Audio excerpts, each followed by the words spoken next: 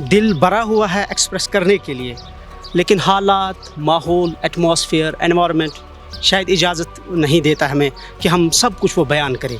अगर यहाँ पे कुछ स्टोरीज़ ऐसी भी है जो मुझे लगता है आज के टाइम में कोई भी यहाँ पे न्यूज़पेपर जो है वो कैरी नहीं करेगा। मैं कहता हूँ कि जिस पत्रकार ने, चाहे वो प्रिंट का हो, टीवी को, कोई भी, जिस पत्रकार ने कश्मीर से रिपोर्टिंग की, वो दुनिया के किसी भी डिफ़िकल्ट हिस्से से रिपोर्टिंग कर सकता है, क्योंकि यहाँ you can not afford to make a mistake. यानी दो तरह के चैलेंज हुए। पहले तो आप खबर करके लाए तो आपको ये यकीन नहीं है कि ऑर्गेनाइजेशन चलाएगा। अगर ऑर्गेनाइजेशन ने छाप दिया माना तो ये यकीन नहीं है कि आप सेफ रहेंगे या नहीं रहेंगे उस खबर के छपने के बाद। बिल्कुल मैम, बिल्कुल। हम उस खबर के छपने के बाद हमें थर्ट से रहता है कि कहीं हमें PSA ना लगे, कोई हम पे UAPA ना लगे। अगर एक बच्चा अपने पेरेंट्स से कहता है कि मैं जर्नलिज्म करना चाहता हूँ या मैं अपना करियर जर्नलिज्म में बनाना चाहता हूँ, तो उसके पेरेंट्स के कुछ खदशात रहते हैं, नहीं जी जर्नलिज्म नहीं है और आप कोई और फील्ड चूज़ करो। मसरत ज़हरा यहाँ पे एक फ़ोटो जर्नलिस्ट थी, बहुत बड़ी फ़ोटो जर्नलिस्ट थी, female, in fact first female photo journalist इन कश्मीर। उसने एक बार एक फ़ोटो क्लिक किया था महरम के दौरान। कुछ महीने के बाद उनके ऊपर उस पर UAPA लगा था। क्यों? कि उस महरम के जलसे में बुरहान वानी की तस्वीर लाई थी, इसने सिर्फ फ़ोटो एक क्लिक की थी, उस पर UAPA लगना। यानी जो हो रहा था सिर्फ उसने उसकी एक तस्वीर क्लिक की और सिर्फ उस पर लगा UAPA। मसरत उस पर UAPA लग गया। मुझे तो लगता है कि मैं पहला ऐसा जर्नलिज़म से वाबस्ता शख्स हूँ जो खुद के साथ साथ अपने आने वाले दोस्तों को ये रिकमेंड करता है, ये सजेस्ट करता है, जनाब आप कश्मीर में आके आप जर्नलिज्म मत कीजिए। जर्नलिज्म आप ये कह रहे हैं कॉमेडी शो बन गया है। बिल्कुल मैम, कॉमेडी शो बन चुका है। आप इनफैक्ट आप देख लीजिए, आप कश्मीर की जो भी यहाँ पे पोर्टल्स हैं या न्यूज़ एजेंसीज हैं, वहाँ पे देखिए, वहाँ पे वो सिर्फ कॉमेडी शो ही चलेगा। नमस्कार, द वायर में आपका स्वागत है। मैं हूँ आरफा खानम शेरवानी। कश्मीर में इस वक्त दो तरह के पत्रकार हैं। एक वो पत्रकार जिनके ऊपर पुलिस केस हो चुका है और एक वो जिनके ऊपर केस होने वाला है। यानी एक वो पत्रकार जो जेल जा चुके हैं और वो जो जेल जाने वाले हैं। ये मैं नहीं कह रही हूँ, ये पिछले कई दिनों में लगातार पत्रकार बरादरी से जुड़े हुए लोगों से बातचीत करते हुए मुझे कहा गया और मुझे लगा कि शायद ये जो एक कोट है ये पूरे इन हालात को बयान करता है कि किस तरीके से जम्मू कश्मीर में और ख़ासकर कश्मीर घाटी में जिन बदतरीन हालात से गुजरना पड़ रहा है पत्रकारों को। आप यकीन जानिए कि पिछले कई घंटों में, यानी कि करीब पिछले 24 घंटे में मैंने कई दर्जन, और ये कोई अतिशयोक्ति नहीं है, कई दर्जन पत्रकारों से बातचीत मैंने की, उनको फ़ोन किया, टेक्स्ट किया। करीब मान लीजिए 35 से 40 पत्रकार, उनमें से 3 पत्रकार सिर्फ तैयार हुए, वो भी यंग जर्नलिस्ट जिनका प्रोफाइल ज़्यादा बड़ा नहीं है, वो मुझसे बात करने के लिए तैयार हुए। तो उनका दो तरह के आर्ग्यूमेंट्स वो लोग दे रहे थे। एक तो ये कि आपसे बात करने का सीधे मतलब ये है कि शाम को पुलिस का फ़ोन आएगा और फिर हमारे लिए केस तैयार है, मुकदमे तैयार हैं। दूसरे तरह के पत्रकार थे जो कि अखबारों के ओनर्स हैं या ज़िम्मेदार पदों पर हैं अखबार में। उनका ये कहना था कि हमारा यहाँ पर कोई प्राइवेट इंडस्ट्री तो है नहीं, कोई कॉरपोरेट हाउसेस नहीं है, हम पूरे तरीके से सरकार के जो एड्स हैं उन पर हमारा पूरा जो बिज़नेस है, जो हमारा पूरा काम है वो निर्भर करता है और हमारे लिए हमारे एड्स बंद कर दिए जाएंगे। तो एक तरफ एड्स बंद कर देना और दूसरी तरफ पुलिस की लटकती हुई तलवार। और ये कोई ऐसा नहीं है कि ये जो फेयर का परसेप्शन है, ये जो डर का एहसास है, ये नाजायज़ है या ये डर का एहसास ये यूं ही है, बेवजह है। यहाँ बाकायदा कश्मीर में 2019 के बाद आर्टिकल 370 के हटने के बाद बेहद बदतरीन हालात से पत्रकार गुजर रहे हैं, जहाँ वो अपने आँखों देखा हाल भी नहीं कह पा रहे हैं। हालात ये है, जब नरेंद्र मोदी ये कहते हैं कि India is a mother of democracy, ये देखिए लोकतंत्र की जो माँ है, उस लोकतंत्र की माँ में, मदर ऑफ डेमोक्रेसी में, जहाँ लोगों के बुनियादी बोलने का अधिकार, प्रेस की आज़ादी, जो किसी भी लोकतंत्र के लिए एक बुनियादी ज़रूरत है, उस पर जिस तरह का आघात लग रहा है, ऐसे में कश्मीर से न कोई इन्फॉर्मेशन बाहर जा रही है और ना ही कोई इन्फॉर्मेशन अंदर आ रही है।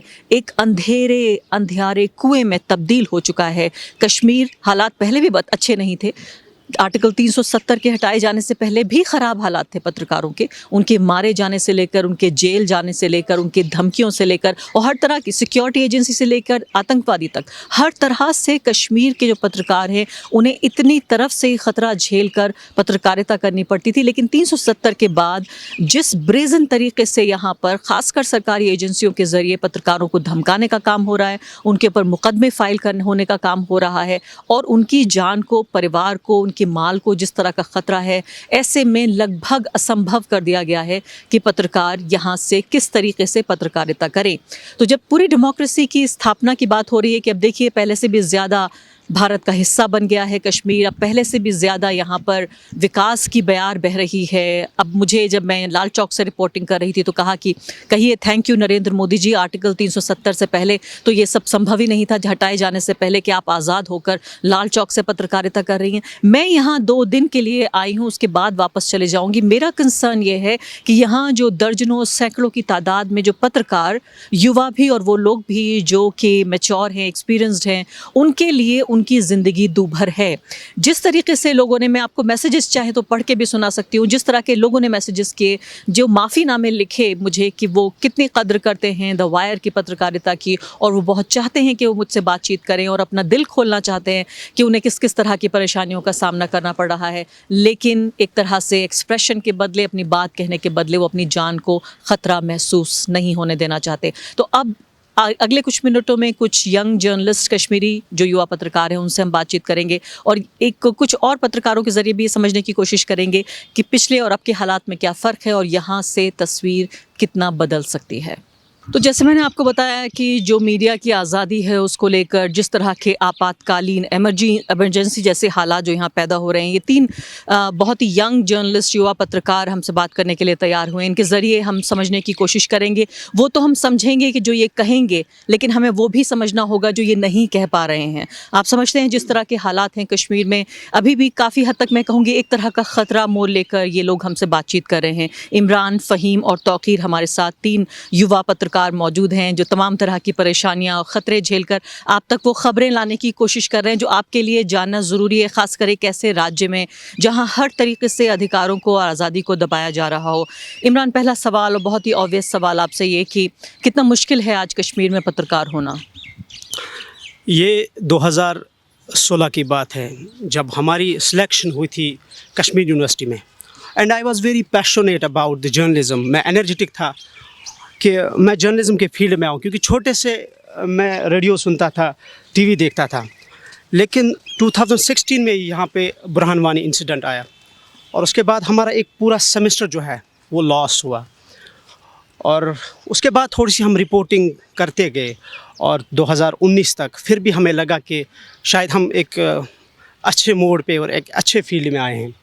लेकिन 2019 ने हमारे पेशेंस को, हमारी ख्वाहिशात को और हमारे करियर को एज़ आई फील कि उसे ख़त्म कर दिया, क्योंकि उसके बाद जो हालात बने, मुझे लगता है कि उसको बयान करना, दिल में बहुत कुछ है एक्सप्रेस करने के लिए, जो आपका इशारा है कि right to freedom of expression, तो दिल भरा हुआ है एक्सप्रेस करने के लिए, लेकिन हालात, माहौल, एटमॉस्फेयर, एनवायरनमेंट शायद इजाज़त नहीं देता हमें कि हम सब कुछ वो बयान करें। लेकिन अभी जो आप का कहना है कि इस वक्त आप जब फील्ड में रिपोर्टिंग करते हैं, तो 5 दिन पहले की बात है जब हमने श्रीनगर में 26 जनवरी रिपब्लिक डे के दिन हम श्रीनगर कवर करने के लिए आए, तो हम राजबाग से निकले। तो राजबाग से जो ही हम निकले तो हमने बाहर कर्फ्यू लाइक सिचुएशन देखी, बैरिकेडिंग थी पूरी। तो हम वहाँ से जो हमारा ज़ीरो ब्रिज है, हमें पुलिस ने वहाँ से एंटर होने नहीं दिया। तो उसके बाद हम जो कॉन्वेंट स्कूल है वहाँ से निकलते निकलते हम जो एलडी हॉस्पिटल है वहाँ से जाके हम लाल चौक पहुँचे, घंटाघर, हिस्टोरिकल घंटाघर में। तो हमने घंटाघर से पहले हमने देखा कि जो हमारा हरी सिंह हाई स्ट्रीट है वहाँ खामोशी थी, वहाँ दुकानें बंद थी, बिल्कुल सन्नाटा था, अनसर्टनिटी का एटमॉस्फेयर था। और मैंने वीडियो बनाए, इवन कि अभी मेरे फ़ोन में वो वीडियो मौजूद है। तो उसके बाद हम आगे चले और जो बड़शा ब्रिज है वहाँ पे भी बैरिकेडिंग लगी थी। तो बहरहाल हमें वहाँ से पुलिस ने आगे किया तो हम घंटाघर पे पहुँचे। घंटाघर पे बीजेपी के लोग थे, कुछ और उनके साथी थे, तो वहाँ पे तिरंगा जो है ट्राई कलर लहराया जा रहा था। काफ़ी भीड़ थी, लेकिन 2-4 दुकानें खुली थी। तो उसके बाद हमने रिपोर्ट की वहाँ पे, और हमने दिखाया कि यहाँ पे हिस्टोरिकल लाल चौक में घंटाघर पे आज तिरंगा लहराया जा रहा है। और जब हमने वो जो पूरा सीन वहाँ पे था, हमने वो दिखाया, लेकिन उसके बाद हम थोड़ा आगे चले। मैंने अपने साथी को कहा, कैमरा पर्सन को, आप ज़रा लाल चौक के बाहर की भी तस्वीरें देखते हैं, हालात देखते हैं। तो हम मैसूमा तक पहुँचे, हमने खामोशी देखी। मेरे पास वीडियो अभी भी मौजूद है, और बिल्कुल सन्नाटा छाया हुआ था, दुकानें बंद थी। और मैंने लाइव किया, मैं कैमरा पे गया और मैंने लाइव किया। 13 मिनट और 40 सेकंड्स का मेरा लाइव था। और मैंने क्या लाइव में कहा, मैंने कहा कि आज पूरे देश में, पूरी कंट्री में रिपब्लिक डे मनाया जा रहा है, और देश की बाकी स्टेट्स के साथ, बाकी यूटीज़ के साथ साथ मरकज़ के ज़ेर इंतज़ाम इलाका कश्मीर में भी आज रिपब्लिक डे जोश और खरोश के साथ मनाया जा रहा है। ये मेरे अल्फाज थे। और उसके बाद मैं कह रहा हूँ कि लेकिन लाल चौक में इस वक्त बीजेपी के कारकुनान, वर्कर्स और लीडर्स झंडा तिरंगा लेके इस वक्त तिरंगा लहराने आए हैं। और यहाँ पे मैं जो हूँ, आप मेरे पीछे देख सकते हैं, दुकानें बंद हैं और खामोशी है, सन्नाटा है, लोग गायब है, ना होने के बराबर लोगों की मूवमेंट है। और जो ट्रैफिक है वो नॉर्मली चल रहा था, लेकिन जो आम तौर पे हम ट्रैफिक की मूवमेंट देखते वो आज नहीं है। और 10 मिनट के बाद मुझे अपने यार दोस्तों ने फ़ोन किए, ऑफिस वालों ने नहीं, पुलिस ने नहीं, किसी एडमिनिस्ट्रेशन के बंदे ने नहीं, बल्कि मेरे यार दोस्त काफ़ी मुझे फ़ोन पे कह रहे, इमरान ये लाइव डिलीट करो। और मुझे कह रहे कि आपको UAPA PAC का नहीं पता है। और 10 मिनट के बाद मैं उसे डिलीट करता हूँ।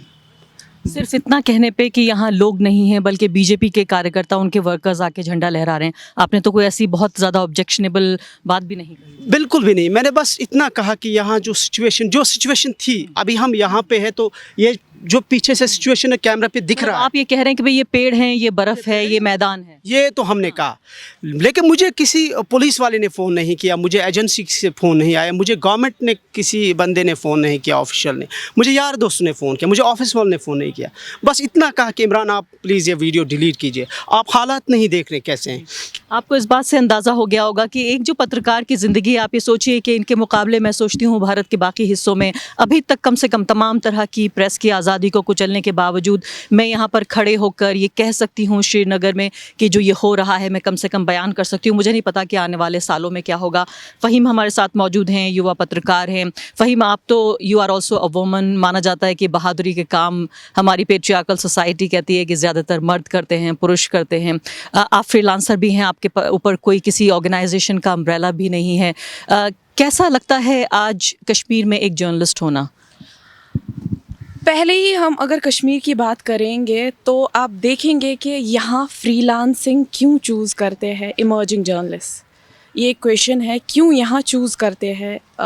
यहाँ पे लीडिंग न्यूज़पेपर्स है, उनको छोड़ के क्यों ये चूज़ करते हैं फ्रीलांसिंग। वजह ये है कि जो इमर्जिंग जर्नलिस्ट यहाँ के हैं उनको लगता है कि फ्रीलांसिंग में ऑर्गेनाइजेशंस ऐसी है अभी भी जो ट्रुथ को कैरी करती है। तो आखिर साहब आप मुझे बताइए, क्या सोच के आप जर्नलिस्ट बनने आए थे? मैम पैशन तो यही था कि मैं अपने कश्मीरी कौम के लिए कुछ करूं, लेकिन अनफॉर्चुनेटली जब हम स्टार्ट किया, स्टार्टिंग में तो ठीक था, लेकिन 2019 के बाद जो इंसिडेंट हुआ उसके बाद जर्नलिज्म का जो पूरा मैकेनिज्म है वो चेंज हो गया।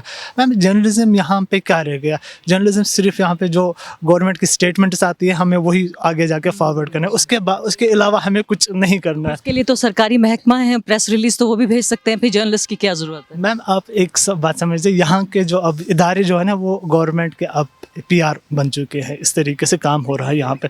अब देखें मैम, अगर मैं एक जर्नलिस्ट अगर कोई स्टोरी करूँगा, मुझे उस पर 100 बार सोचना पड़ा कि मेरी ऑर्गेनाइजेशन इसको आगे कैरी करेगी या नहीं करेगी, या उसको उसमें जो मुझे है जो फैक्चुअल है एक्चुअली मुझे उनके साथ भी मैनिपुलेट करना पड़ेगा ताकि मुझ पे खुद असर ना आ जाए। तो यानी 2 तरह के चैलेंज हुए। पहले तो आप खबर करके लाए तो आपको ये यकीन नहीं है कि ऑर्गेनाइजेशन चलाएगा, अगर ऑर्गेनाइजेशन ने छाप दिया माना तो ये यकीन नहीं है कि आप सेफ रहेंगे या नहीं रहेंगे उस खबर के छपने के बाद। बिल्कुल मैम, बिल्कुल हम उस खबर के छपने के बाद हमें थर्ट रहता है कि कहीं हमें PSA ना लगे, कोई हम पे UAPA ना लगे। मैं आपको एक छोटी सी बात बताना, मसरत ज़हरा यहाँ पे एक फ़ोटो जर्नलिस्ट थी, बहुत बड़ी फ़ोटो जर्नलिस्ट थी, female, in fact first female photo journalist इन कश्मीर। उसने एक बार एक फ़ोटो क्लिक किया था महरम के दौरान। कुछ महीने के बाद उनके ऊपर उस पर UAPA लगा था। क्यों? कि उस महरम के जलसे में बुरहान वानी की तस्वीर लाई थी, इसने सिर्फ फ़ोटो एक क्लिक की थी, उस पर UAPA लगना ये यानी जो हो रहा था सिर्फ उसने उसकी एक तस्वीर क्लिक की और सिर्फ उस पे लगा UAPA मसरत। उस पर UAPA लग गया। अब देखिए तो अब मुझे ये बताइए कि आप कितने साल पहले आए जर्नलिज्म में? मैं 2016 में मैंने यूनिवर्सिटी में एडमिशन किया, 2018 में हम आए थे। और से फिर 19 में 370 हट गया, तो उसके बाद आप एक आध साल ही आपने जर्नलिज्म किया होगा। ये मुझे बताएं कि क्या कोई ख़ास फ़र्क है 370 से पहले और बाद में? आसमान और ज़मीन का फ़र्क है मैम। 370 के पहले हम कर सकते थे, कुछ भी कर सकते थे। इनफैक्ट आर्टिकल जाने के बाद यहाँ पे जो फ्रीडम ऑफ स्पीच है उस पर काफ़ी हद तक कदगन लग चुका है। जी हाँ। अब आप मुझे बताइए इमरान कि आप जो जिस तरह के ख़तरे आप मोल ले रहे हैं, क्या ऐसा भी है कि जर्नलिस्ट ये भी सोच रहे हैं कि अब जर्नलिज्म ना किया जाए, क्यों अपने को ख़तरे में डाला जाए? आपकी फैमिलीज़ क्या कहती हैं? मुझे तो लगता है कि मैं पहला ऐसा जर्नलिज़म से वाबस्ता शख्स हूँ जो खुद के साथ साथ अपने आने वाले दोस्तों को ये रिकमेंड करता है, ये सजेस्ट करता है, जनाब आप कश्मीर में आके आप जर्नलिज़म मत कीजिए, कश्मीर में आप पत्रकारी, कश्मीर में आप सहाफ़त, ये कंसेप्ट ही छोड़िए। क्योंकि मैंने शुरू में आपको कहा इस दिल में बहुत कुछ है एक्सप्रेस करने के लिए, लेकिन शायद हालात और शायद जो माहौल है ये हमें इजाज़त नहीं देता है कि हम सब कुछ आपके सामने बयान करें। आपको पता है कि 2020 में यहाँ मीडिया पॉलिसी बनी और मीडिया पॉलिसी में गवर्नमेंट के ऑफिसर्स को ये अथॉरिटी दी गई कि वो फेक न्यूज़ को डिसाइड करेंगे कि ये फेक न्यूज़ है या नहीं, और उस ऑर्गेनाइजेशन और उस जर्नलिस्ट के ख़िलाफ़ कार्रवाई होगी।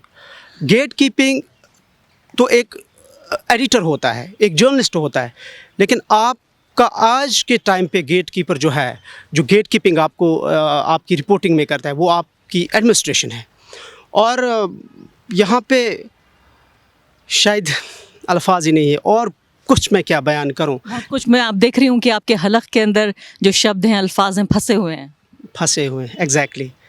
तो मुझे ये बताइए कि इससे आम लोगों का जो राइट टू नो है, इन्फॉर्मेशन का जो राइट है, जानने का जो उनका हक है, उस पे किस तरह का फ़र्क पड़ता है, ख़ासकर ऐसे वक्त में जहां हम जानते हैं कि किस तरीके से कम्युनिकेशन और सिक्योरिटी लॉकडाउन पूरा लगा के। मैं 2019 में यहाँ आई थी जिस वक्त आपके यहाँ आर्टिकल 370 हटाया गया था। मैंने खुद देखा अपनी आँखों से फ़र्स्ट हैंड कि किस तरह के हालात थे, और उसके बाद ऐसा नहीं है कि हालात बेहतर हुए। ऐसे में जो लोग जानना चाहते हैं, क्या वो जान पाते हैं? सिंपल, आपको गवर्नमेंट का माउथ पीस बनना है, आप गवर्नमेंट का माउथ पीस बनिए, आपके लिए आज़ादी है, आप कुछ भी बयान कर सकते हैं। और रिसेंट इंसिडेंट है कुपवारा का, जहां पर एक नौजवान आर्मी की कस्टडी से गायब होता है, मिस होता है, और आज कितना टाइम हुआ, दिसंबर की बात है, और आज लगभग 2 महीने हो गए। आप यहाँ के अखबार, न्यूज़पेपर्स, यहाँ के जो बड़े रिप्यूटेड न्यूज़ एजेंसियाँ हैं, देखिए, इवन कि हमारी न्यूज़ एजेंसी भी देखिए कितना हमने उस पर फोकस किया, कितना हमने चलाया। बस किया हमने किया, लेकिन क्या किया, एक पॉलिटिकल एक्टिविस्ट बाहर प्रोटेस्ट करता है, हमने प्रोटेस्ट को कवर किया, और तब जाके कवर किया जब हमने उसमें SSP की बाइट डाली, हमने ऑफिशियल वर्जन उसमें डाला। लेकिन जो इन्वेस्टिगेटिव जर्नलिज्म का कॉन्सेप्ट है वो तो है ही नहीं यहाँ पे। आप तो इन्वेस्टिगेटिव जर्नलिज्म का कॉन्सेप्ट ही नहीं है कश्मीर में। ये तो मैं कह रहा हूं। आप आंखों देखा हाल नहीं बता पा रहे हैं, तो अंदर खाने जाकर इन्वेस्टिगेट क्या कर पाएंगे और कैसे वो खबर चलेगी? फ़हीम, डेमोक्रेसी का जो बेसिक कॉन्सेप्ट है, बेसिक प्रिंसिपल है, वो है लोगों को जानने का हक, और बताया जा रहा है कि अब कश्मीर में पहले से ज़्यादा डेमोक्रेसी है, अब वो उसका इंटीग्रेशन हो गया है भारत के बाकी हिस्सों के साथ। ऐसे में जो कश्मीरी हैं, इतना बड़ा लाखों लोगों का कश्मीरी जो अवाम है, उनके जो जानने का हक है, उस पर आप किस तरीके से आप देख रही हैं असर पड़ रहा है? क्या लोगों को जो ज़रूरी इन्फॉर्मेशन है वो उन तक पहुंच रही है? जी, मुझे तो नहीं लगता है इस टाइम लोग वो देख पाते हैं कि जो उनको देखना चाहिए, क्योंकि हम नहीं उनको दिखा पाते हैं। पॉइंट तो है ना कि हम नहीं दिखा पाते। जी, मैं आपको एक एग्ज़ाम्पल दूँ। अगर एक बच्चा अपने पेरेंट्स से कहता है कि मैं जर्नलिज़्म करना चाहता हूँ या मैं अपना करियर जर्नलिज़्म में बनाना चाहता हूँ, तो उसके पेरेंट्स के कुछ खदशात रहते हैं, नहीं नहीं जी जर्नलिज़्म नहीं है और आप कोई और फील्ड चूज़ करो। क्यों? रीज़न क्या है? यहाँ पे डॉक्टर्स है या टीचर्स है या इंजीनियर्स है, वैसे ही जर्नलिस्ट भी है ना, जर्नलिज़्म भी है, तो क्यों नहीं, मतलब ये प्रोफेशनल ड्यूटीज़ करने क्यों नहीं देते हैं हमें? और ऐसे में डेमोक्रेसी का जो पूरा ये एक तरह से लबादा ओढ़ा हुआ है कंबल के, देखिए बहुत सारी डेमोक्रेसी हो गई है। मुझे ये बताइए तो आखिर की कोई ऐसी खबर आप मुझे बताना चाहते हैं जो आपने कवर की, आप चाहते थे लोगों को पता चले लेकिन वो नहीं चली? बहुत सारी खबरें हैं ऐसी तो जो मैं बता नहीं सकता हूँ, लेकिन मैं मैम आपको एक बताता हूँ, कश्मीर में इस वक्त लोगों के पास क्या आता है, न्यूज़ के नाम पे एक कॉमेडी शो आता है। मतलब इस तरीके के जर्नलिज्म बना हुआ है। हम किसी भी मेंटली रिटार्डेड पर्सन को आगे लाते हैं, उसकी बाइट करते हैं, वो चलाते हैं। ये इस किस्म की जर्नलिज्म यहाँ पे चल रही है, क्योंकि फ्रीडम ऑफ एक्सप्रेशन है ही नहीं। अब जर्नलिस्टों के पास बचा ही नहीं है कुछ, वो क्या चलाएंगे, वो तो वही चलाएंगे ना, एक कॉमेडी शो ही चलाएंगे। तो आप फूलों की बात करेंगे, बर्फ़ की बात करेंगे, बहारों की बात करेंगे कि कश्मीर एक जन्नत है। बिल्कुल यही बात करेंगे, जो असल मुद्दा है वो हम आगे नहीं ला पाते हैं। जर्नलिज्म आप ये कह रहे हैं कॉमेडी शो बन गया है यहाँ? बिल्कुल मैम, कॉमेडी शो बन चुका है।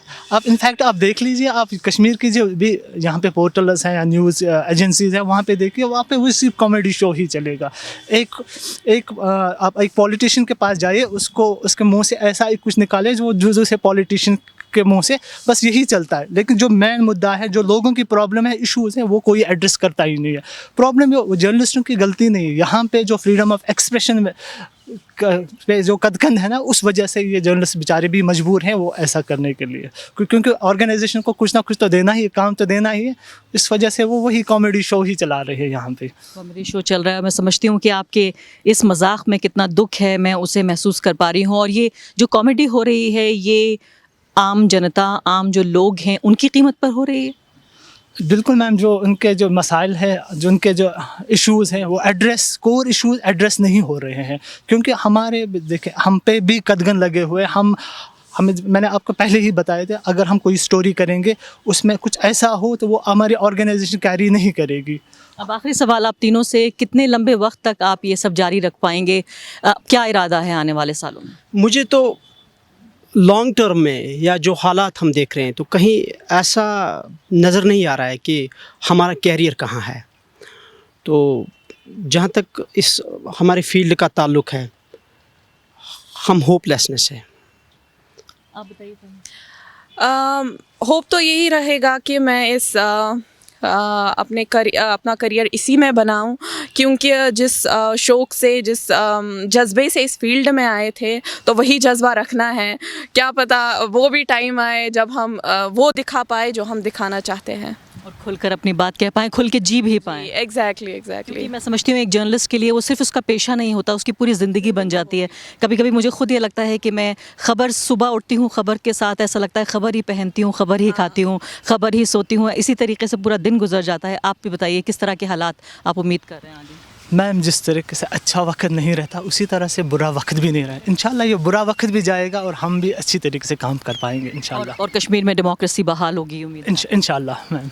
बहुत बहुत शुक्रिया आप तीनों का। मैं उम्मीद ये करती हूँ कि आप तीनों सेफ़ रहें, ठीक रहें, और जो बेहतरीन जर्नलिज़्म आप डिज़र्व करते हैं एक जर्नलिस्ट के तौर पर, कि आप करें। और ख़ासकर मैं पीपल ऑफ कश्मीर के बारे में कहना चाहती हूँ कि वो कश्मीर के लोग जो डिज़र्व करते हैं जानना, जो उनका एक डेमोक्रेटिक राइट है, लोकतांत्रिक अधिकार है कि वो जानें वो ख़बर, वो इन्फॉर्मेशन जो उन्हें जानना चाहिए। उम्मीद हम ये करते हैं कि ये सब कुछ बहाल होगा। आप एक यंग जर्नलिस्ट हैं, कितने साल आपको हुए?